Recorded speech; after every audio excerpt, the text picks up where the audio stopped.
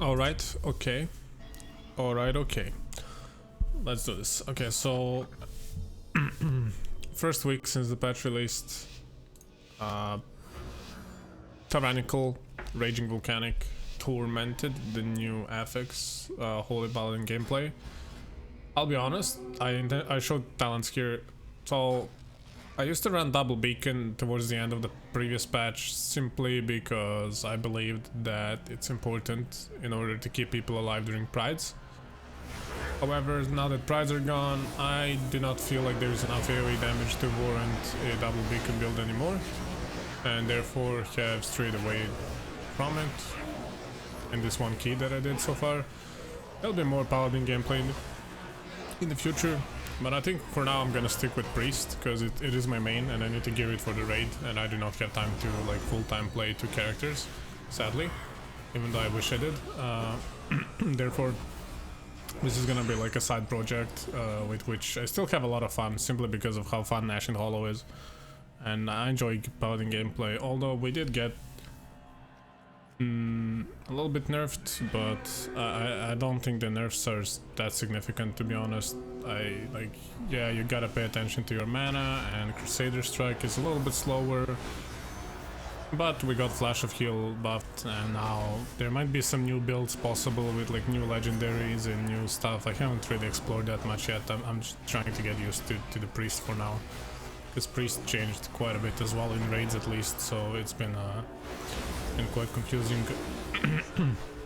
But yeah, this is why I like Mana Bound Mirror, or obviously like Tuft if you have a Tuft from Sun King. And I never did Mythic raiding with this character, so I sadly do not have that 2-6 Tuft, but if you do, good for you. It's a good item, you should use it. If not, Mana Bound Mirror is, I would say, just as good. Maybe not as good, but it's good enough. It's good enough for the purposes of this. Like, the whole idea of it is like having one more instant heal when you're losing people and you might not have a Holy Shock or Word of Glory charge or whatever, and I mean charge, not enough like Holy Power to cast it, and you know, you don't want to commit a lay on hands just because like a DPS soaked a mechanic or something. So, you know, it's just one extra tool. I mean, at the end of the day, we are healers, so a trinket that heals naturally is a very, very good choice. Our goal is to keep people alive, right? So that's what we are trying to do. And it's more intuitive than, for example, let's say, I know like a lot of people would use perhaps something like, you know, Blessing of Protection, let's say, or Blessing of Sacrifice, right? And that is good, but sometimes you need those abilities for other things. For example, Blessing of Sacrifice you might need for your tank, whereas Blessing of Protection you might need for a specific mechanic that's gonna come in the dungeon, so you don't want to use it just for that extra DR. You might want to save it for when it actually matters and when you plan to use it. So I talked about this a little bit. Like, there is, like, ideally there is two types of healing we want to do. There is planned damage that people are gonna take. You can see me save him there with land hands. There's a planned damage that people will take no matter what we do, and we gotta deal with it as healers. Sometimes it's big damage, sometimes it's not. But since we as a Holy Paladins, we're highly dependent on the group's positioning, I feel like explaining to your group that if they stack you can catch them all with Light of Dawn goes a long way. And obviously a lot of people, there's situations where they don't want to stack, in which case we have to simply, you know, do this like prio healing. I don't know how to call it. A lot of people are talking about triage healing, and I'm not sure if this applies in this case, but essentially you need to look and predict who's gonna drop the fastest, and then you cast your heals on them. And don't forget, like, you do not need to keep people at 100%. That's only on like Grievous week. On normal weeks, people do not need to be full, they just need to live. So like a mistake I do, and I see that a lot of people, other people do, is they like, if there's AoE damage incoming, and let's say it takes like 80% of everybody's HP, and then we get an overlapping mechanic and one guy drops faster, and like, because he got hit by something, right, and he drops to 50%, so now the 80% damage will kill him. And I see a lot of people will cast 2 heals on that dude, but that is a mistake, because then if somebody else gets hit, they will die to me again. So no, he gets 1 heal, and like obviously now this is like, I'm just trying to make some sort of example here that like makes sense, hopefully. But what I'm trying to say is, you know, don't prioritize one guy and like heal him twice, even though it's a very like easy thing to think that you should do. It's not always the case. In fact, in a lot of cases, we as paladins, I would say, we're better off simply casting like heal on one guy than on the other guy. And then if the third guy is still in danger, then we have these mana bound mirrors or tufts or even sacks or bops or lay on hands or whatever we need, and we can always protect ourselves. We have a very good defensive, which is a divine protection, right? Divine shield, sorry, and then divine protection if it's really, you know, you gotta gouge. Like if you're gonna, you know, if you're gonna die, or if it will help you heal, then you wanna go immune. If you just wanna take less damage, then you wanna obviously pop that DR and use it basically off CD. It's very good. Should put it on CD as much as you can. Here we did this dude. Honestly, I haven't felt that either on Paladin or on Priest any of these guys are difficult. On 17, I find the fire guy to be like dealing quite a bit of damage, and this guy seems to be a bit difficult, like a little bit, not too much though, simply because they deal a lot of damage to tanks, and if somebody happens to get hit by the circle, then it's also a bit scary, honestly. It can be. But overall it's been it has been pretty easy, I would say. And yeah, you saw like these powers I'm picking, I don't know if they're the optimal choice. Like as I said, there has been a little bit of mana issues now with paladins. I wouldn't call them issues, I would maybe just refer to them as now we actually have to use mana, so like you need to be a little bit careful with that. You cannot be like mindlessly spamming spells and just not giving any sort of consideration to your blue bar. You need to actually pay attention to it. Here we get a nice wing proc. Obviously I'm saving wings here for the last, and on Tyrannical this boss is probably with this new scaling. Like don't forget our eye level, this is still week 1, so like our eye level is still low. These guys got upscaled, so right now we're dealing less damage than we should be dealing. So even on 15s, Tyrannical week, these guys are actually quite tanky. Something to consider. You need to help out with damage as a healer as much as you can. That goes always, but now especially because your DPSers still don't deal as much damage as this patch requires. Yeah, just overall, just, you know, chill paladin gameplay.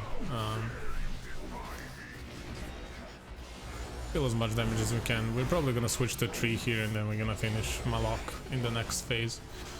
And after this, like, pay attention to, you know, when I'm dispelling, when I'm using my sacks, when I'm using my aura mastery. Saving Holy Avenger quite a bit here, because I never felt like I lacked output, but there have been a few situations in which I used them. Obviously another important thing to note is Ashen Hollow usage. That's something you want to pay attention to. I'm always a little bit reluctant to use Ashen Hollow on Tyrannical weeks, because I'm always like, it's sometimes hard to measure how long you will need, especially now that the patch is new and you're still not used to the scaling. And obviously I'm playing with Pulse, so I don't know. Sometimes it's hard to estimate how quickly you'll be getting to bosses, and you don't want to pop like Ashen Hollow and then just end up like not having it for the boss on a Tyrannical week, I think. So just something to consider. These few things pay attention to, and this guy can actually deal so much damage.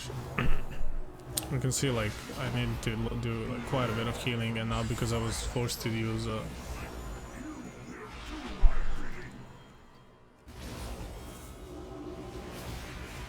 Flash of Light, I used quite a bit of mana. That's okay. Got a nice wings proc there. Good damage overall. 4.8, not bad for a boss. 8k damage from a healer is pretty decent. That's with Ashen Hollow. But still good, still good. It could be higher, but gotta keep in mind this character isn't that geared. This character is like actually really under geared right now. Like for example, my priest is, I don't know, like 233 at the moment or something like that. And this guy is like 220, I think. I don't know, I showed it on start, you guys can go back and see. I think it's like 220 eye level, 221 maybe. I got some good items, but most of them are just like mediocre from, you know, your vaults or PvP. I really did not like prior gearing this guy too much. I just played Paladin because it was broken and I had fun playing it. But ultimately, Priest is my main for sure, and I think I'll do more keys. At least in the next 2-3 weeks on Priest and upload those. Yeah, you can see here, just, you know, just try to keep I try to keep Consecrate under the mobs, because it's like a one global cast that sort of lasts through the entire pool most of the time, and it's just free passive damage no matter what, unless tanks moves it out of them. Just I think it deals a big portion of our damage overall. So if you would check like overall damage after your dungeons, if you have been keeping up with that Consecrate, you will actually see that it's quite a large portion of damage. So I definitely think it's worth it to prioritize that spell a little bit. Obviously, if there's nothing else to do, like you don't want to prioritize Consecrate. That's like, I just want to be sure that I didn't word it poorly. I meant from your DPSing abilities, like you want to use it. Obviously, Crusader Strike is there to regenerate holy power, so I don't consider it DPS ability. It's more like a healing rotation ability. And here obviously I get a wing proc when I'm healing after the pull is dead. Oh, great. Just a classic, you know. Fishing for procs whole dungeon. Don't get them when you don't need them. But yeah, I'll let you guys watch a little bit. I feel like I was talking too much. I don't think there's anything really to comment during these pulls. I might Ashen Hollow this, I'm not sure. Or just pop wings. It would be a mistake if I don't do either. Okay, yeah, I popped wings, okay. That's not bad. I think Ashen Hollowing would be a mistake, because it's not fortified. If it was fortified, then okay. But yeah, I'll let you guys watch, and we'll talk if there's anything else to talk about.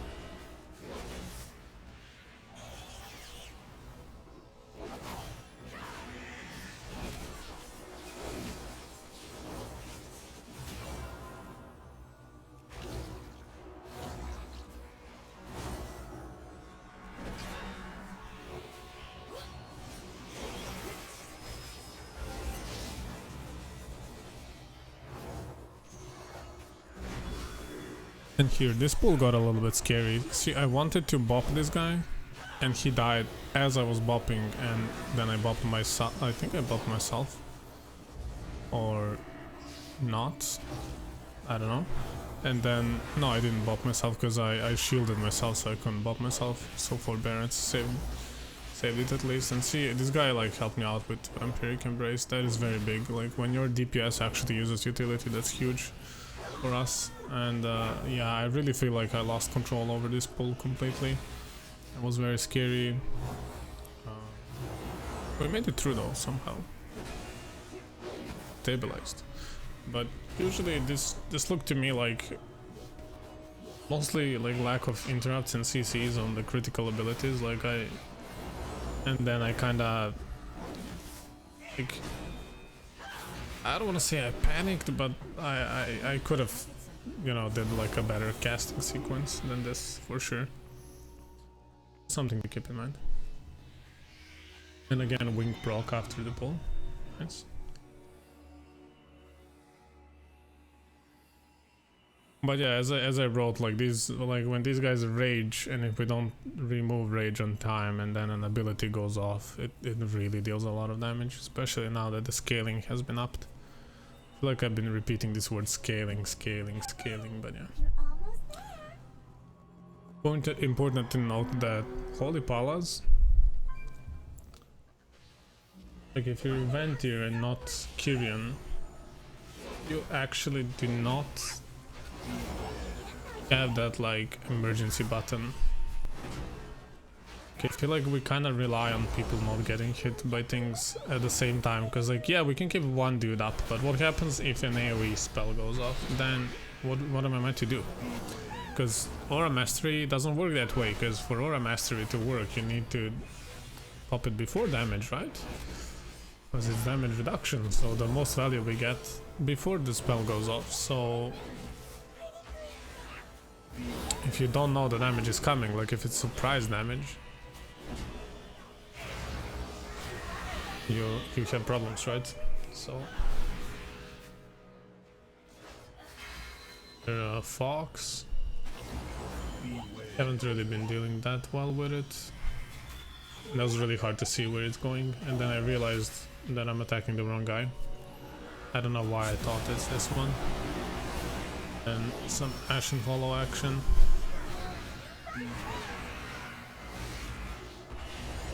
Which means we can't CC the Fox, which was quite scary to be honest, but I did some kiting action here. Like, can't CC, then kill it. Easy.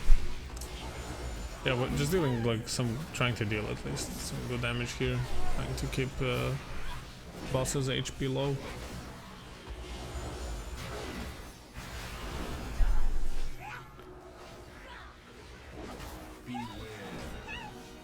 I wanted to stun the Fox there, that's why I targeted it, but he actually made a nice trap, so. Hunter's utility I feel like is so underrated.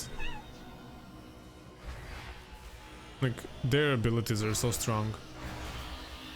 In terms of, not damage, I'm not talking about damage, I'm talking about how much they whole toolkit. And here you see a pop Holy Avenger. This is our main CD for keeping people alive. Like, just a really strong CD, because every Holy Shock will instantly give you another word, and then one Crusader Strike will give you another word, and then another Holy Shock will give you another word, and it's just like a lot of healing output you can do when you use that ability. And here we had an unfortunate accident. Tank missed an interrupt, lost aggro, Hunter died. SK was a little bit slow on the turtle, or wasn't paying attention, so he just got hit, but he definitely had time to use something, but it is what it is. It is Tank's fault, but I'm just saying, like, we could have reacted better. I could have bopped him as well, maybe, if I was aware of exactly what's happening, which I wasn't at the time. But yeah, here you can see clearly it's the empty one. So I just click my abilities and go here. I'm not sure why I'm not using my... Oh, there it is. Okay.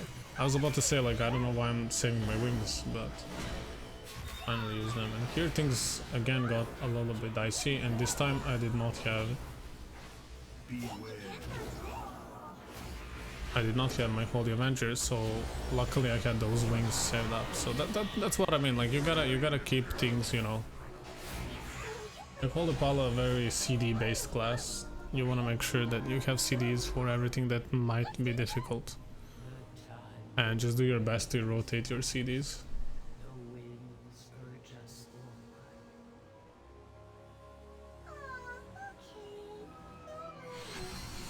What I mean by that is, obviously you want to pop wings with Ashen Hollow, but other than that, we gotta save our Holy Avenger for one pull that Aura Mastery for another, then Wop Sack, Mana Bone Mirror for the third one. Just, you know, you gotta plan these things, you gotta think a little bit ahead. The more you know about these dungeons, the easier it is gonna be to plan. So like sometimes like an amount of damage might seem insurmountable at times, but then you remember, wait, I'm a paladin, I can... Like tank is most of the time not gonna die to some like AoE damage, so... Like tanks die to fortified mobs or to like heavy tank mechanics, so... Most of the time you don't need to think about the tank, especially because we also have beacon on them as the Holy Palas, which is very nice. So therefore, what you can do is you can pop your Divine Shield and sack one dude, and now you're keeping 3 people alive without healing, and then you can bop the other one to give him some damage reduction. And then you can just heal one guy, and then you also have lay on hands for the guy that you don't have any sort of DR on. So there's always a way to keep people alive. You also got Mana Bone Mirror or Tuft, which you can place on the other dude. See, like this is what I mean. Like sometimes I remember, especially like on Prides or like some heavy, big AoE hitting mechanics on high keys, it seems like we can't do anything as Holy Palas, but we actually can. Like there's always a way. And also, let's not forget Aura Mastery, which is pretty strong. And here I say I got Ashen, we can do a big pull next, and luckily this guy says, yeah, free. And like the timers will align perfectly because we have 8 minutes to do the dungeon. I'll pop Ashen Hollow here and I'll have it back for the boss approximately, so it's just really good. Like my Ashen Hollow usage was actually decent in this dungeon, I feel like.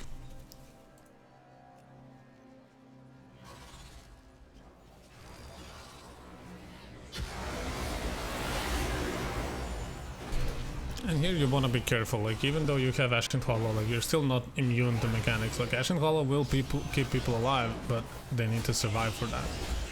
So, and you saw there like a clutch interrupt on multiple guys with blinding light. That's big. Those plays are big. Like that's what you need to do as much as you can. That's something I've been getting used to as well. But yeah, like what I meant to say is you're not immune during Ashen Hollow. You're just much stronger, and you're healing everybody passively. But people are still not immune. It's easy to feel like invincible during Ashen Hollow, but you're actually not. Like, pay attention. What I sometimes do is, and I do not recommend this, so I don't recommend it, but what I do sometimes is I will cast Ashen Hollow, and then if I know there are mechanics that could potentially kill me, I will Divine Shield just so I can like deal as much damage as I can during Ashen Hollow. The reason I don't recommend that is because Divine Shield is such a strong ability that I just don't think you should use it willy-nilly, like unless you need it.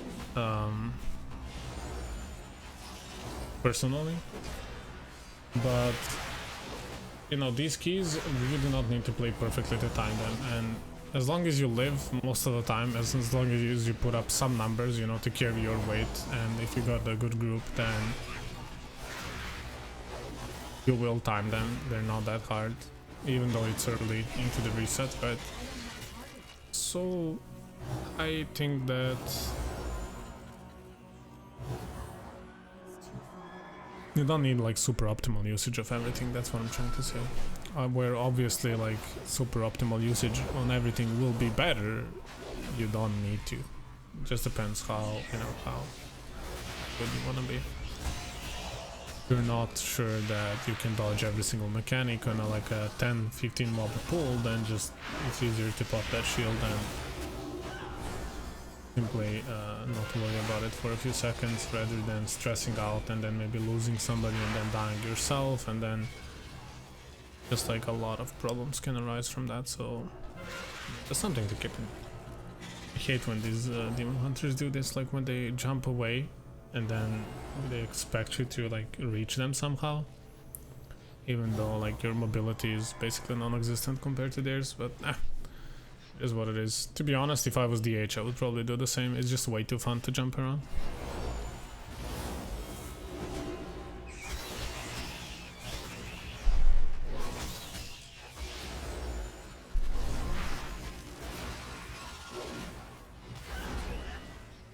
To be honest, like, I had so much fun in the previous patch playing Pala, but this patch, at least so far, I feel like we're not that strong. And I don't know if it's the nerfs or my gear. It could be a little bit of both. But I just did not feel as impactful as I was previous patch, so I found like a new I have this newfound love for Holy Priest though. Holy Priest has been incredibly fun. And honestly, like, the overall damage on Holy Priest is not even that much lower than Paladin.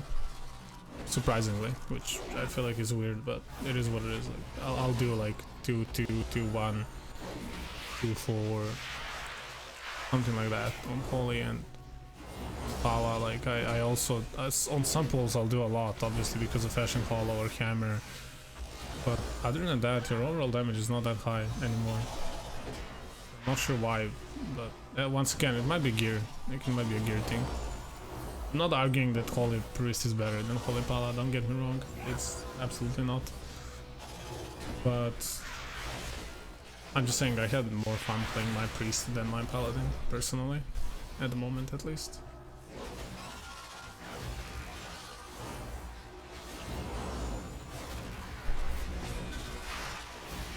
And yeah, I'll let you guys watch the video. There's gonna be one nice Divine Shield usage in this boss, but other than that, it wasn't that exciting. I just wanted to say thank you guys for watching, you know, leave a comment, like, subscribe if you want to, you know, to see more videos. I only play healers, so I'll post more WoW content. There's gonna be some Sanctum of Domination action as well. And I might do some PvP videos, I might do some guides in the future as well. These are all things that are like low-key planned. And also you can follow my Twitch if you feel like it. I don't stream World of Warcraft there, very rarely, like once in, I don't know, every so often, but I play some Dark Souls, so if you like Dark Souls, you know, feel free to stop by and check it out. I would appreciate it. And thank you for watching once again. Have a good day.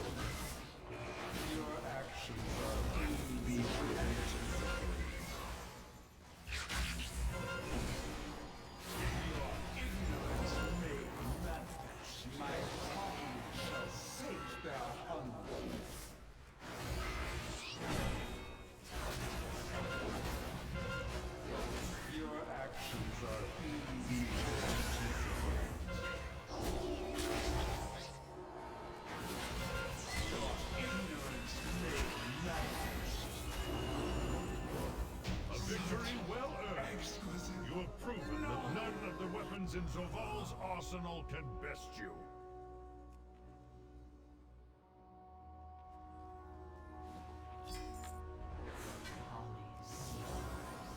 Knowledge intact. Time will be his side.